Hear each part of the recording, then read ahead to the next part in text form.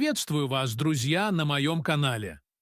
Сегодня мы отправимся в невероятное путешествие, где грань между реальностью и фантастикой стирается, а ключ к величайшим тайнам Вселенной, возможно, оставил нам один из самых загадочных гениев – Никола Тесла. Каждое мгновение нашей жизни – это шаг в неизведанное. Но что, если время, этот неумолимый хозяин всего сущего, на самом деле не так всесилен, как мы думали? Что, если величайший гений человечества, Альберт Эйнштейн, не просто раскрыл секреты космоса, а случайно нашел чертежи к машине, способной раздвинуть границы самой реальности? Приготовьтесь забыть все, что вы знали о секундах, минутах и днях. Истина о путешествиях во времени, она куда безумнее, чем любая фантастика. Блок 1. Загадка рождения и ранние годы. В мире, который только начинал осваивать электричество, в маленькой деревушке Смилян, что в тогдашней Австрийской империи, в ночь с 9 на 10 июля 1856 года родился человек, чье имя должно было стать синонимом гения, но чья жизнь оказалась окутана не меньшим количеством тайн и трагедий, чем его невероятные изобретения. Этот человек – Никола Тесла. Уже с самого рождения его судьба казалась предопределенной к чему-то необычному. Он появился на свет во время яростной грозы, и повитуха, по легенде, воскликнула, что он станет дитем тьмы, на что его мать, православный священник, спокойно ответила: «Нет, он будет дитем света». И это пророчество, как мы увидим, сбылось в полной мере. С самых ранних лет Никола был не похож на других детей. Его разум работал по-особенному, обладая невероятной способностью к визуализации, которая впоследствии станет его главным инструментом изобретателя. Он мог до мельчайших деталей представлять в уме сложные механизмы, тестировать их, запускать и разбирать, не прибегая к физическим чертежам или моделям. Это был не просто яркий ум. Это был разум, способный создавать целые миры внутри себя, экспериментировать с электричеством в голове, видеть искры и потоки энергии задолго до того, как они были реализованы в металле и проводе. Этот дар, однако, имел и свою обратную сторону. Интенсивность внутренних переживаний, невероятная чувствительность к внешним раздражителям – все это начало проявляться уже в детстве. У Николы с ранних лет наблюдались странные вспышки света, которые казались ему вспышками молний, возникающими перед глазами, сопровождающиеся сильной болью. Эти явления, которые сегодня могли бы быть описаны как форма мигрени или синестезии, были для маленького Николы мучительными и непонятными.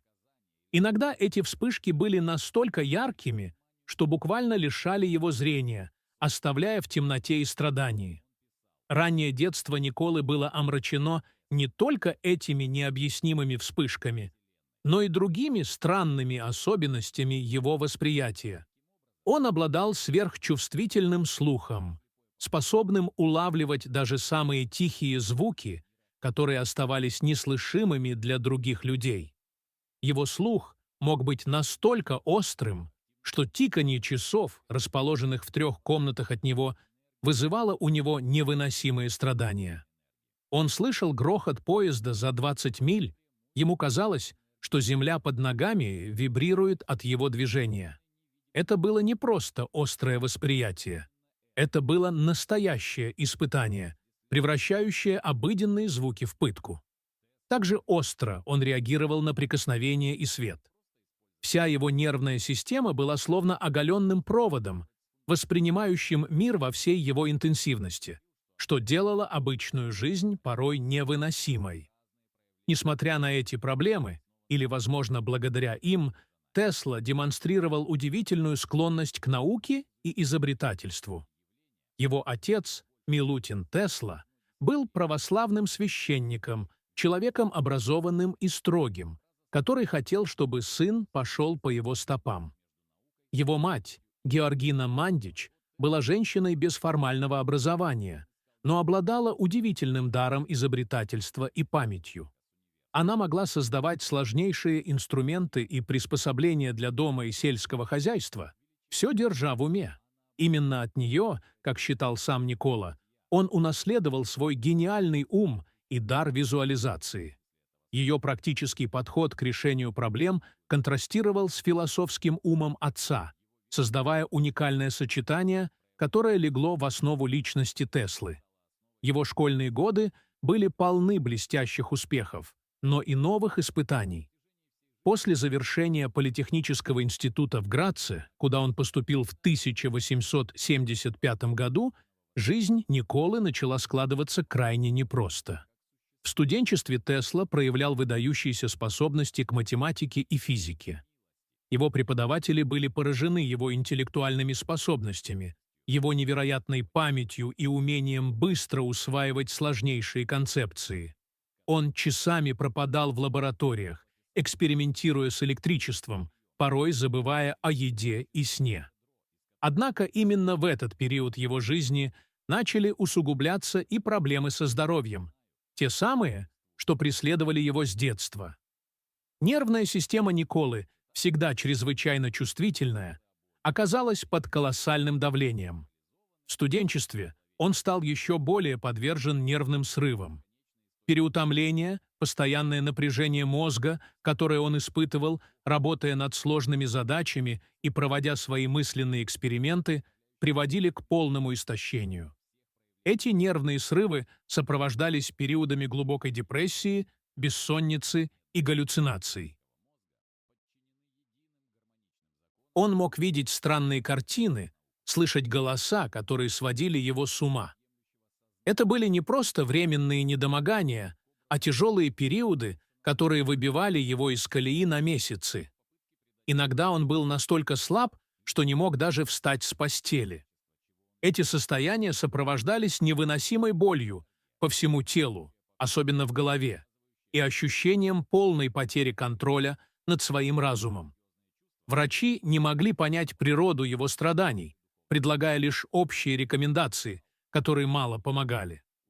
Эти болезни, эти психические и физические страдания стали постоянными спутниками его жизни, периодически возвращаясь и истощая его силы.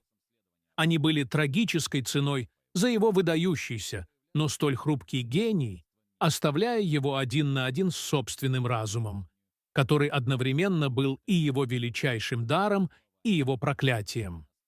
Никола Тесла был человеком, чье внутреннее зрение было настолько ярким, что порой оно ослепляло его в буквальном смысле слова. Блок 2. Европейский этап. Первые шаги к величию. После мучительных лет студенчества и борьбы с собственным хрупким здоровьем, Никола Тесла, ища возможности применить свой блестящий ум, оказался в Будапеште. Город, тогда бывший частью Австро-Венгерской империи, предлагал новые горизонты. В 1881 году он получил работу в центральной телефонной станции, которая на тот момент была лишь прототипом будущих гигантов связи. Это был важный, хотя и не самый вдохновляющий, этап его жизни. В его обязанности входила проверка, ремонт и обслуживание оборудования, что казалось скучной рутиной для человека с его амбициями и масштабом мышления. Однако даже в этой рутине Тесла смог проявить свой неординарный талант. Именно в Будапеште, во время одной из его прогулок с другом по парку, когда он декламировал стихи Гёте, его осенило.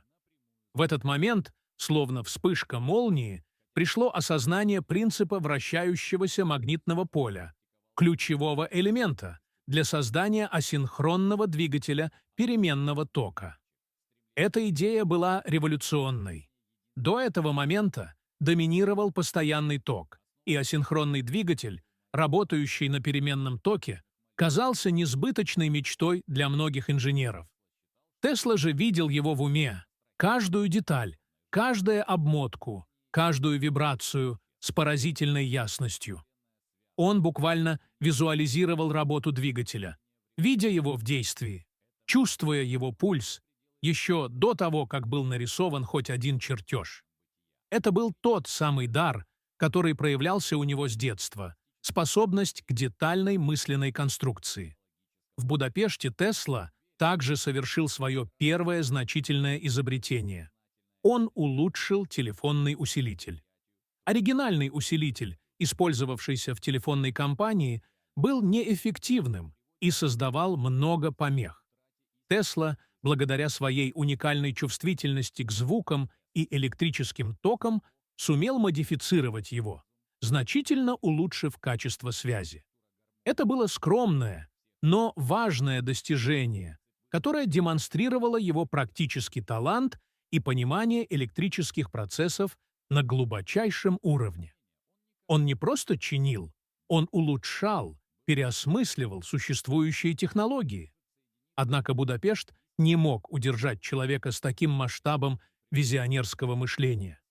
В 1882 году, ища новые возможности и осознавая, что его изобретения в области переменного тока требуют гораздо более серьезных ресурсов и поддержки, Никола Тесла принимает решение переехать в Париж. Этот город, центр европейской науки и техники того времени, казался логичным следующим шагом. В Париже он устроился на работу в Continental Edison Company, европейское подразделение компании Томаса Эдисона. Здесь он должен был заниматься установкой и ремонтом электрического оборудования, которое поставлялось компанией. Работа в Париже также была связана с рутиной, но она давала Тесле ценный опыт в работе с реальными электрическими системами и позволяла ему глубже изучить проблемы, связанные с использованием постоянного тока. Он часто выезжал в разные европейские города, где инсталлировал и чинил электростанции Эдисона, решая сложные инженерные задачи, с которыми не справлялись местные специалисты. Его уникальная способность к диагностике проблем, его интуитивное понимание электрических цепей позволяли ему быстро находить решения там, где другие заходили в тупик. Он был настоящим пожарным электрической компании, которого отправляли на самые сложные и проблемные объекты. Именно в Париже, во время этих командировок, Тесла продолжал втайне работать над своей главной идеей – системой переменного тока. Он видел будущее в нем, в отличие от сторонников постоянного тока, таких как его работодатель – Томас Эдисон. Тесла понимал, что переменный ток позволяет передавать электроэнергию на гораздо большие расстояния с меньшими потерями, что сделает электричество доступным для каждого дома, для каждого завода, для всего мира. Он видел, что будущее электрификации мира лежит не в постоянном токе, который требовал многочисленных и дорогих электростанций через каждые несколько километров, а в переменном токе с его трансформаторами и эффективной передачей энергии. Это было не просто инженерное решение, это было видение глобальной трансформации. В этот период он познакомился с Чарльзом Батчелором, менеджером компании, который был впечатлен способностями Теслы и его работоспособностью. Батчелор стал одним из немногих, кто действительно оценил потенциал молодого инженера. Он видел не просто умелого ремонтника, а настоящего гения. Именно Батчелор, видя безграничный потенциал Теслы и его идеи, предложил ему переехать в Соединенные Штаты Америки, в Нью-Йорк, чтобы работать непосредственно с самим Томасом Эдисоном. Это предложение казалось невероятной возможностью, шансом всей жизни. Переезд в Америку, в самое сердце развивающейся электрической индустрии, сулил небывалые перспективы для его изобретений. Тесла, с его амбициями и видением будущего, не мог отказаться от такого предложения, не подозревая, какие испытания и конфликты ждут его на новом континенте. Блок 3.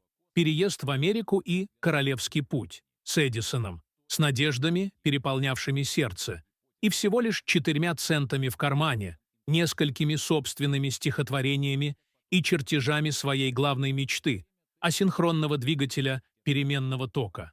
Никола Тесла ступил на американскую землю в 1884 году.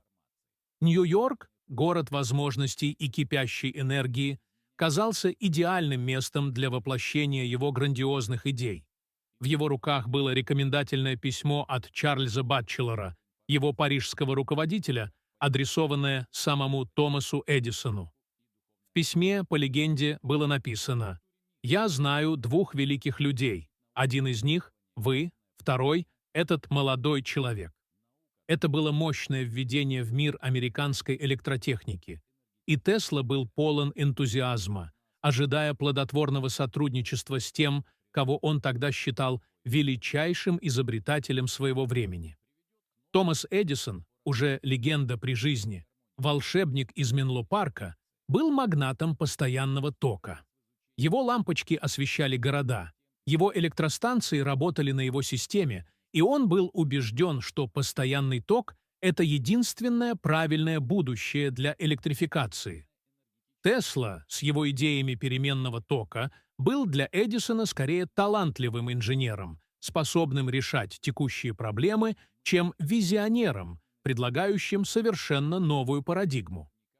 Эдисон, хоть и ценил талант, был в первую очередь практиком и бизнесменом, ориентированным на немедленный результат и прибыль, и его компания боролась за доминирование на рынке.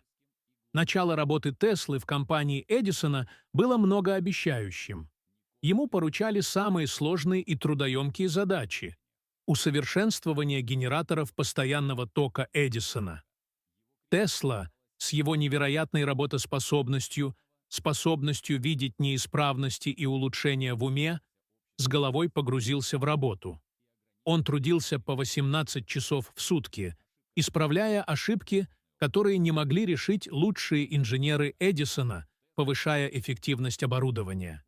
Его энергия и изобретательность были поразительны. Он быстро заслужил репутацию человека, способного решить любую, самую безнадежную, техническую проблему. Он оптимизировал не только существующие генераторы, но и двигатели, значительно улучшая их производительность и экономичность. Однако по мере того, как Тесла предлагал все новые и новые улучшения, он постоянно сталкивался с одним и тем же препятствием – нежеланием Эдисона рассматривать альтернативные идеи, особенно те, что касались переменного тока. Эдисон был фанатично предан своей системе постоянного тока и видел в переменном токе прямую угрозу своему бизнесу. Он считал переменный ток опасным, неэффективным и бесперспективным, несмотря на все аргументы Теслы. Кульминацией их расхождений стала история с 24 типами динамо-машин Эдисона.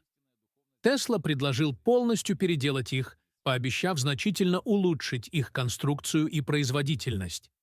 Эдисон, желая мотивировать молодого инженера, якобы пообещал ему $50 тысяч, огромная сумма по тем временам, если ему это удастся. Тесла, привыкший к европейским реалиям, где такие обещания обычно выполнялись, с энтузиазмом взялся за работу и вскоре представил свои усовершенствования, которые действительно привели к поразительным результатам. Он выполнил свою часть сделки. Когда же Тесла пришел за обещанным вознаграждением, Эдисон, по легенде, отмахнулся от него, заявив, что это была американская шутка, и что Тесла не понимает американского юмора. Вместо денег ему предложили лишь повышение зарплаты на $10 в неделю, что было совершенно незначительной суммой по сравнению с обещанным. Это стало последней каплей. Для Теслы, человека принципиального и прямолинейного, такой обман был невыносим. Он был потрясен цинизмом и нечестностью Эдисона, и это глубоко ранило его. Это было не просто нарушение обещания, это было оскорбление его достоинства и его труда. Это событие стало символом их непримиримых различий. Тесла был изобретателем-визионером, стремящимся к научным прорывам ради общего блага, тогда как Эдисон был прагматичным инженером и бизнесменом, для которого прибыль часто стояла выше принципов. В 1885 году, после всего лишь года работы, Никола Тесла принимает решение уйти из компании Эдисона. Это был не просто уход с работы. Это был разрыв с человеком, которого он когда-то боготворил, и с системой, которая, как он считал, тормозила прогресс. Этот конфликт станет прологом к одной из самых известных битв в истории науки – войне токов. Уход от Эдисона стал для Теслы не только актом протеста, но и символом его решимости идти своим путем переменного тока, который, как он верил, был единственно верным направлением для электрификации будущего. Он выбрал свободу научного поиска, даже ценой полной неопределенности и отсутствия средств к существованию. Это было смелое решение, которое определило весь его дальнейший, такой сложный и трагический путь. Он вышел на улицу Нью-Йорка, снова с пустыми карманами, но с головой, полной идей, которые могли изменить мир. Блок 4. Начало войны токов и независимые изобретения. Увольнение из компании Эдисона стало поворотным моментом в жизни Николы Теслы. Оказавшись на улице Нью-Йорка без средств к существованию, он, казалось, достиг дна. Его блестящий ум и грандиозные идеи были никому не нужны в мире, где доминировал постоянный ток, а инвестиции шли только в уже проверенные, хотя и менее эффективные технологии. Чтобы хоть как-то прокормиться, Тесла был вынужден браться за самую черную и неблагодарную работу. Он копал траншеи для прокладки электрических кабелей Эдисона, то есть буквально своими руками закапывал то будущее, в которое так верил. Это было горькое и унизительное испытание для человека с его интеллектом, но даже в грязи и тяжелом физическом труде его разум продолжал неустанно работать над идеями переменного тока. Он рассматривал этот период как суровую школу жизни, которая лишь укрепила его решимость. Однако его страдания были замечены. Вскоре, благодаря своим бывшим коллегам, Тесла смог найти инвесторов, которые были готовы рискнуть, вложившись в его новаторские разработки. Они создали компанию, названную Tesla Electric Light and Manufacturing, предоставив ему возможность основать собственную лабораторию в Нью-Йорке. Это был глоток свежего воздуха, шанс воплотить мечты в реальность. Он получил необходимое пространство и минимальное финансирование, чтобы начать работу над своими прототипами. В этом уединении, в окружении своих чертежей и инструментов, он чувствовал себя на своем месте. В своей новой лаборатории Тесла сосредоточился не только на главном асинхронном двигателе, но и на других, менее масштабных, но крайне важных для того времени изобретениях. Одним из первых успехов стала разработка бесшумной дуговой лампы. Дуговые лампы того времени, хоть и давали яркий свет, были крайне непрактичными. Они издавали громкий, раздражающий гул, были нестабильны и требовали постоянного обслуживания, к тому же создавали много искр и были опасны. Тесла смог решить эту проблему, создав лампу, которая работала гораздо тише, была стабильнее и эффективнее. Это изобретение хоть и не было столь революционным, как переменный ток, но принесло ему первые патенты и некоторую финансовую стабильность, а также доказало его инженерную состоятельность инвесторам. Это был первый шаг к его независимости. Однако настоящая цель Теслы всегда заключалась в продвижении системы переменного тока.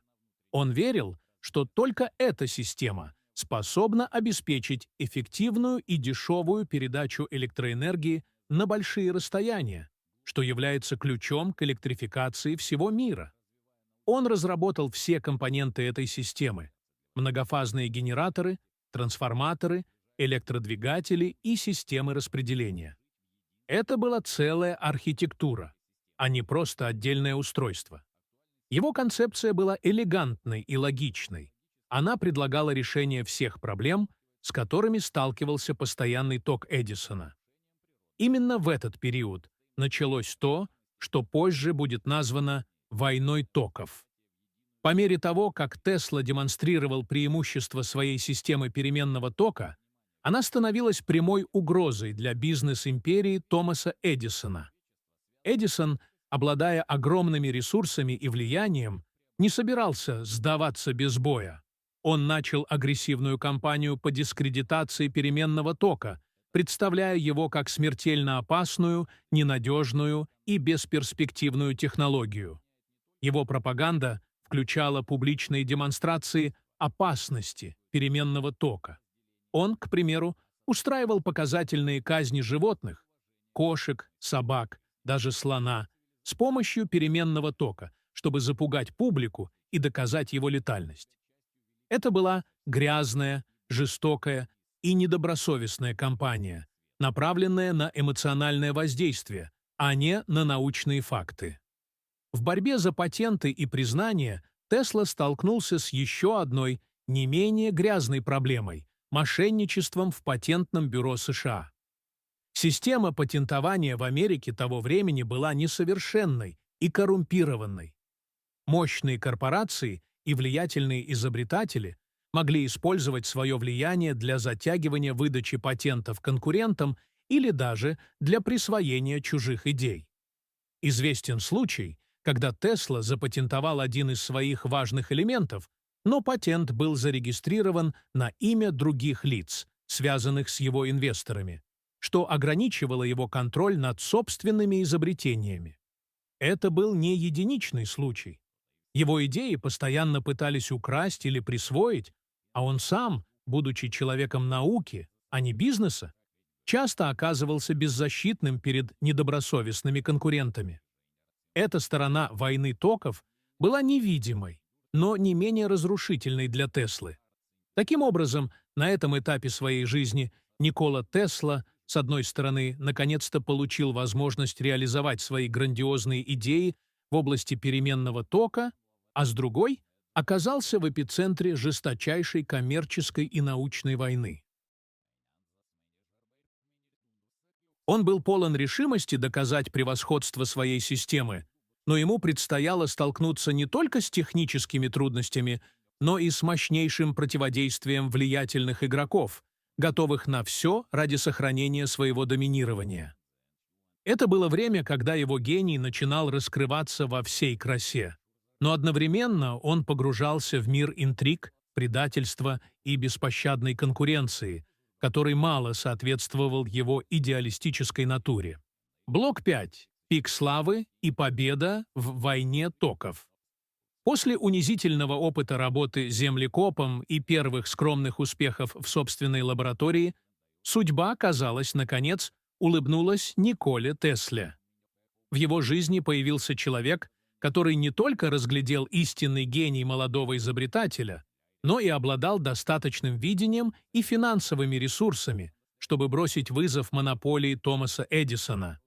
Этим человеком был Джордж Вестингаус, американский промышленник и изобретатель, основатель компании Westinghouse Electric. Вестингаус был проницательным бизнесменом, который понимал огромный потенциал системы переменного тока Теслы. Он видел в ней не просто техническое новшество, а будущее всей электроэнергетики. В отличие от Эдисона, который жестко цеплялся за свою систему постоянного тока, Вестингаус был готов рисковать и инвестировать в революционные идеи. Их встреча стала одним из важнейших событий в истории технологии. Вестингаус не только купил у Теслы патенты на его многофазную систему переменного тока, но и предложил ему астрономические по тем временам роялти по $2,5 за каждую лошадиную силу генерируемой электроэнергии. Это обеспечивало Тесле невиданную финансовую свободу и возможность сосредоточиться исключительно на исследованиях и изобретениях, не беспокоясь о хлебе насущном. Это было время, когда Тесла чувствовал себя по-настоящему оцененным. Его идеи начали обретать материальную форму, и он получил мощную поддержку, чтобы развязать войну токов на полную мощь. Эта война была не просто техническим спором. Это была битва за стандарты, За доминирование на зарождающемся рынке электроэнергии, битва за миллиарды долларов и за будущее всего мира. Эдисон с его General Electric продолжал агрессивную кампанию против переменного тока, используя тактику запугивания. Он финансировал публичные демонстрации, на которых животных, иногда даже крупных, показательно убивали переменным током, чтобы убедить общественность в его смертельной опасности. Создавалась жуткая машина для казней, электрический стул, работающий на переменном токе, что было очередной попыткой связать переменный ток со смертью и ужасом. Это была отвратительная пропаганда, направленная на эмоциональное воздействие, лишенная какой-либо научной этики. Ответ Теслы и Вестингауза был иным. Вместо запугивания они выбрали путь просвещения и демонстрации реальных преимуществ. Тесла, обладавший харизмой и умением впечатлять публику, проводил ослепительные лекции и демонстрации. На его выступлениях он пропускал через себя переменный ток высокого напряжения, зажигая лампы без проводов, создавая искусственные молнии, не нанося себе вреда. Он демонстрировал, что переменный ток не только эффективен, но и при правильном использовании безопасен. Эти демонстрации были не просто научными экспериментами.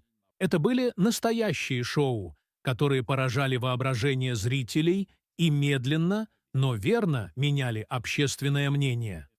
Люди своими глазами видели магию электричества, управляемую гением Теслы. Переломным моментом в войне токов стала борьба за освещение Всемирной выставки в Чикаго в 1993 году. Это было грандиозное событие, своего рода витрина для достижений индустрии. Эдисон предлагал свои услуги по освещению выставки постоянным током за огромные деньги. Вестингаус, по инициативе Теслы, предложил значительно более низкую цену, используя систему переменного тока.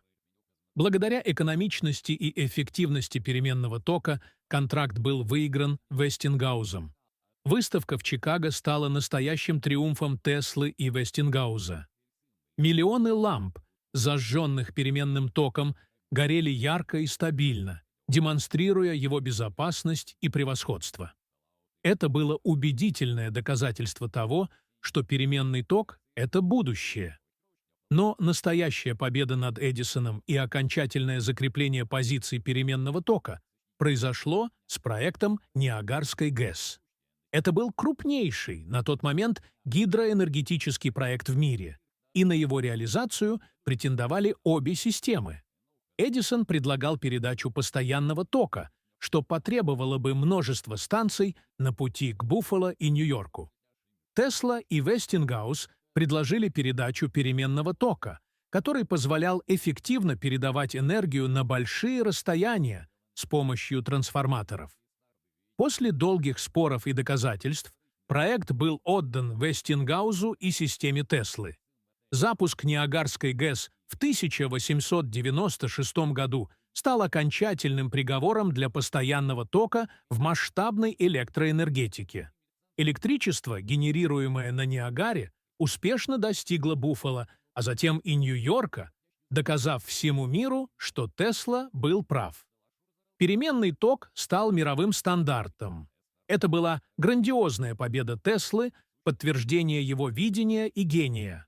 Он выиграл войну, которая навсегда изменила мир, сделав электричество доступным и повсеместным. Однако, несмотря на эту победу, его финансовое положение не улучшилось так, как могло бы. Вестингаус, столкнувшись с финансовыми трудностями и давлением со стороны банков, уговорил Теслу отказаться от огромных роялти в размере $2,5 за лошадиную силу в обмен на единовременную выплату. Тесла, будучи человеком науки, а не бизнеса, и веря в свою миссию просвещения человечества, согласился, подписав документ, который лишил его миллиардов долларов. Это был щедрый, но наивный поступок, который впоследствии трагически повлиял на его финансовое положение, не позволив ему полностью финансировать свои дальнейшие, еще более амбициозные проекты. Он выиграл битву за науку, но проиграл войну за личное благосостояние.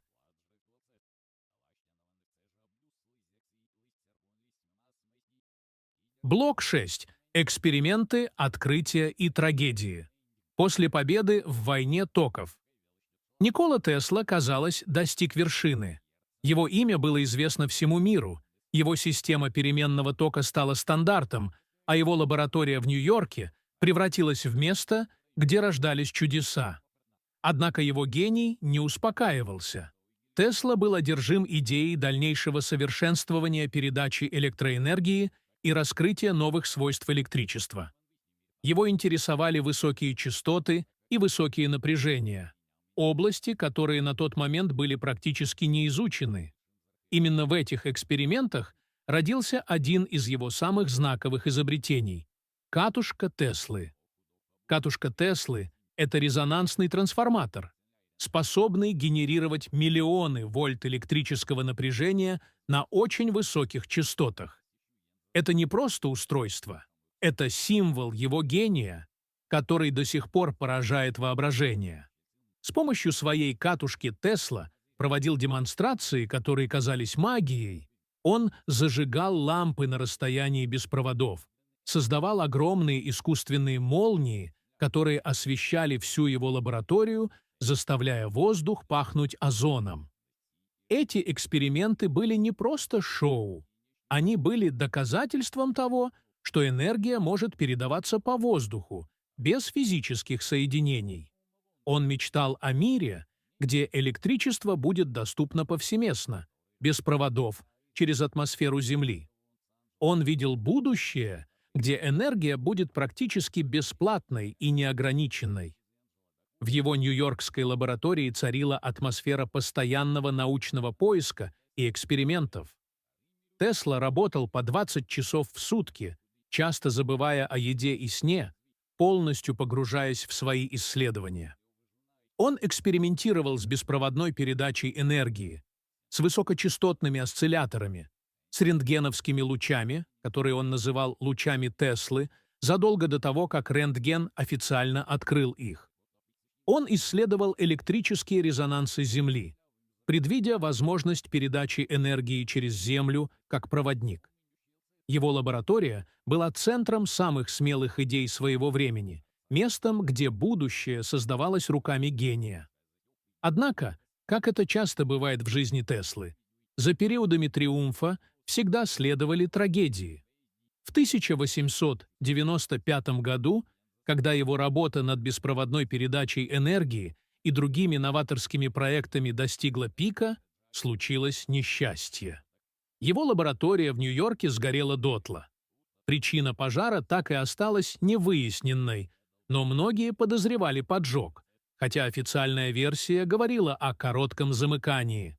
Этот пожар уничтожил все его записи, все чертежи, все уникальные прототипы, которые он создавал годами. Результаты многолетнего труда, которые могли бы изменить мир, превратились в пепел. Для Теслы, человека, который хранил большинство своих изобретений в голове и не всегда тщательно фиксировал их на бумаге, это была катастрофа невосполнимого масштаба. Это было равносильно тому, как если бы художник потерял все свои картины, или композитор — все свои партитуры. Это был удар не только по его работе, но и по его духу, который и без того был хрупок. Пожар в лаборатории лишь усилил паранойю и слухи, которые окружали Теслу. На протяжении всей его жизни ходили разговоры о попытках убить ученого, о том, что его враги, конкуренты, правительство желают его смерти, чтобы присвоить его изобретение или остановить его прогресс. Эти слухи подогревались его собственной загадочностью и странностями. Хотя прямых доказательств покушений никогда не было найдено, сам Тесла неоднократно заявлял, что чувствует преследование. Он был уверен, что его телефон прослушивают, что за ним следят, что его пытаются отравить. Возможно, это была часть его ментальных проблем, но в мире, где война токов велась безжалостными методами, такие опасения не казались беспочвенными. Его идеи о беспроводной энергии, о лучах смерти, которые он якобы мог создать, вызывали страх и недоверие у могущественных кругов. После пожара Тесла, несмотря на потрясение, не сдался. С помощью друзей и новых инвесторов он смог восстановить часть своей работы. Однако потеря была колоссальной. Этот инцидент, вкупе с постоянным давлением со стороны конкурентов, финансовыми трудностями и его собственными внутренними демонами, оставил глубокий след на его психическом состоянии. Никола Тесла был человеком, который жил в будущем, но был вынужден сражаться с реальностью своего времени, где его гений часто был недооценен, а его мечты разбивались о стены коммерческих интересов и непонимания. Трагедии преследовали его, словно тени, но он продолжал свой путь, одержимый идеей изменить мир. Блок 7. Колорадо-Спрингс, Варденклифф и несбывшиеся мечты. После пожара в Нью-Йоркской лаборатории и очередного удара судьбы Никола Тесла, неустрашимый в своих амбициях, переместил центр своих экспериментов. В 1899 году он переехал в Колорадо-Спрингс, штат Колорадо. Выбор этого места был не случайен. Высокие горы обеспечивали хорошую изоляцию от помех и идеальные условия для его грандиозных экспериментов с электричеством высокого напряжения и беспроводной передачей энергии. Здесь он построил огромную экспериментальную станцию с высоченной мачтой, увенчанной гигантским медным шаром. Это была его новая лаборатория под открытым небом, место, где он мечтал по-настоящему поймать и обуздать силу природы. В Колорадо-Спрингс Тесла проводил свои самые смелые и порой шокирующие эксперименты. Его целью было не просто зажечь лампочку без проводов, а передавать огромные объемы энергии на большие расстояния через Землю и атмосферу, создавая всемирную систему беспроводной энергии. Он мог генерировать искусственные молнии длиной в десятки метров, которые сопровождались громоподобным треском, пугая местных жителей и поражая воображение ученых. Его эксперименты вызывали отключение электричества в городе, а его собственная электростанция работала на пределе возможностей, генерируя миллионы вольт. Он обнаружил существование стационарных волн в Земле, которые, по его мнению, могли бы быть использованы для передачи энергии. Это было его видение мира, где энергия будет доступна каждому бесплатно, без необходимости в проводах и опорах. Среди других его невероятных изобретений, созданных или задуманных в этот период, было радиоуправляемое судно. В 1898 году он продемонстрировал публике судно, которым он управлял по радио на расстоянии. Это было поразительно, учитывая, что радио само по себе только-только начинало развиваться. Тесла видел в этом начало новой эры дистанционного управления, предвидя появление дронов, роботов и автоматизированных систем. Его патент на радиоуправляемое судно считается основополагающим в этой области. Еще одним загадочным изобретением, которое приписывают Тесле, была так называемая «машина землетрясений», или, как ее называл сам изобретатель, механический осциллятор. Это было небольшое устройство, способное генерировать мощные вибрации на определенных частотах. Тесла утверждал, что если подобрать нужную резонансную частоту, такое устройство может вызвать значительные колебания в любом объекте, вплоть до его разрушения. Существует легенда, что однажды он запустил такой осциллятор в своей нью-йоркской лаборатории, и вибрации были настолько сильными, что чуть не разрушили здание, заставив его в панике разбить устройство молотком. Эта история, возможно, преувеличенная, но она подчеркивает его веру в силу резонанса и его способность к созданию крайне мощных, а порой и опасных устройств. Вершиной амбиций Теслы стал проект башни Варденклифф, Варденклифф Тавер, расположенной на Лонг-Айленде, Нью-Йорк. Это была грандиозная конструкция, начатая в 1901 году, призванная стать центральным элементом его всемирной системы беспроводной передачи энергии и информации. Башня высотой около 57 метров с огромным куполом наверху была по сути гигантским беспроводным передатчиком, который должен был использовать Землю как проводник для передачи электроэнергии и радиосигналов по всему миру. Тесла мечтал, что эта башня будет обеспечивать бесплатной энергией любого желающего, где бы он ни находился. Однако проект Варденклифф оказался не только вершиной его амбиций, но и началом его финансового краха. Главный инвестор J.P. Морган, известный финансист, изначально поддерживал проект, полагая, что он будет использоваться для трансатлантической беспроводной связи, телеграфии, за которую можно брать плату. Когда же Морган осознал, что Тесла строит систему для бесплатной передачи энергии, он прекратил финансирование. Морган, как и многие другие, видел в беспроводной и бесплатной энергии угрозу существующей бизнес-модели, основанной на продаже электричества по проводам. Без финансирования строительство остановилось, а огромная башня, символ несбывшейся мечты Теслы, осталась недостроенной. Это был сокрушительный удар по его планам и его репутации. Он потерял не только инвестиции, но и веру в то, что мир готов принять его видение.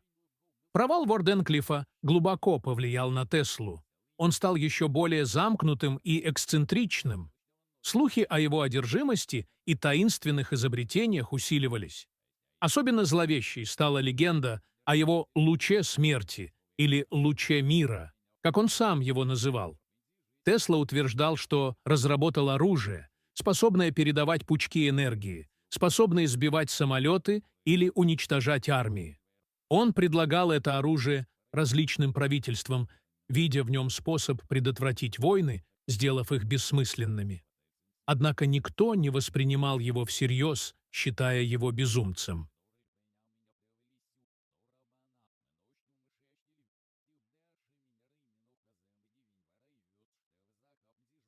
Блок 8. Закат жизни, загадки и наследие. Последние годы жизни Николы Теслы были омрачены финансовыми трудностями, нарастающей эксцентричностью и трагическим одиночеством. Великий изобретатель, подаривший миру переменный ток и заложивший основы беспроводной связи, в итоге оказался забытым и недооцененным своим временем. Его некогда безупречный образ публичного гения постепенно уступил место образу чудаковатого отшельника, чьи заявления становились все более странными. Тесла никогда не был женат и не имел близких романтических отношений. Всю свою жизнь он посвятил науке, считая, что семейные узы и личная жизнь будут отвлекать его от великой миссии. Его работа была его единственной страстью, его единственной привязанностью. Однако это привело к глубокому одиночеству. В последние годы он проявлял все большую эксцентричность в поведении. Его распорядок дня был строго регламентирован.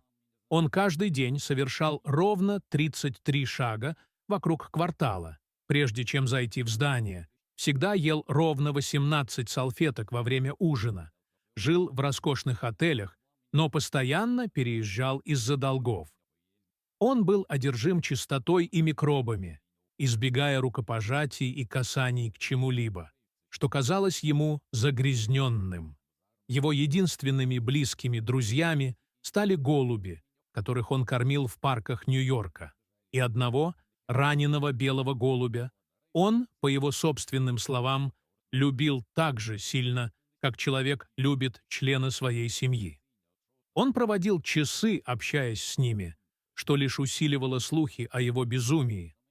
Эти странности вкупе с его заявлениями о лучах смерти и контактах с инопланетянами отпугивали потенциальных инвесторов и коллег, еще больше изолируя его.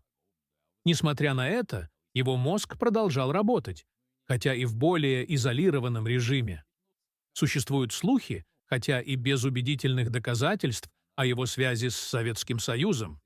В последние годы жизни Тесла якобы предлагал свои разработки, включая те, что касались лучей смерти, советскому правительству, видя в этом способ финансировать свои проекты и, возможно, избежать войн.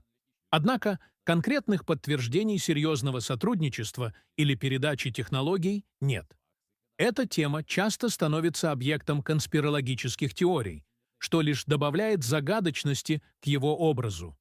Никола Тесла умер 7 января 1943 года в возрасте 86 лет, в одиночестве, в номере отеля «Нью-Йоркер», в котором он прожил последние 10 лет своей жизни. Его тело было найдено спустя 2 дня горничной. И вот тут начинается одна из самых интригующих загадок его жизни – таинственное исчезновение его бумаг после смерти ученого. Практически сразу после обнаружения его тела агенты ФБР прибыли в его номер и изъяли все его личные вещи – бумаги, записи, чертежи, а также оборудование и образцы исследований. Все это было классифицировано как секретные материалы и увезено в неизвестном направлении. Вся его интеллектуальная собственность была конфискована правительством США. Почему ФБР так спешно забрало все его вещи? Что именно они искали? Были ли среди его записей действительно чертежи лучей смерти, беспроводной энергии или какие-то другие, еще более революционные изобретения? Или это было лишь проявление паранойи правительства в условиях военного времени, которое опасалось, что его работы могут попасть в чужие руки? Этот инцидент породил бесчисленное множество теорий заговора, которые до сих пор будоражат умы исследователей и поклонников Теслы. До сих пор большая часть его последних работ остается засекреченной или, возможно, была безвозвратно утеряна. Наследие Николы Теслы – это одна из самых трагических историй в науке. Он был гением, который жил на столетия впереди своего времени, чьи идеи были слишком смелыми, слишком грандиозными, чтобы быть полностью понятыми и принятыми его современниками. Он мечтал о мире, где энергия будет бесплатной и доступной для всех, но его видение столкнулось с жадностью и коммерческими интересами. Он умер в бедности и одиночестве, несмотря на то, что его изобретения навсегда изменили мир и сделали возможным саму современную цивилизацию. Его жизнь – это история не только о блестящем уме, но и о хрупкости человеческого гения перед лицом непонимания, болезней и несправедливости. Никола Тесла остается самым загадочным ученым, чье наследие продолжает вдохновлять и вызывать споры. Его идеи о беспроводной передаче энергии, о телеавтоматике, о робототехнике, о резонансе – все они были пророческими. Он был человеком, который видел будущее яснее, чем большинство людей видели настоящее.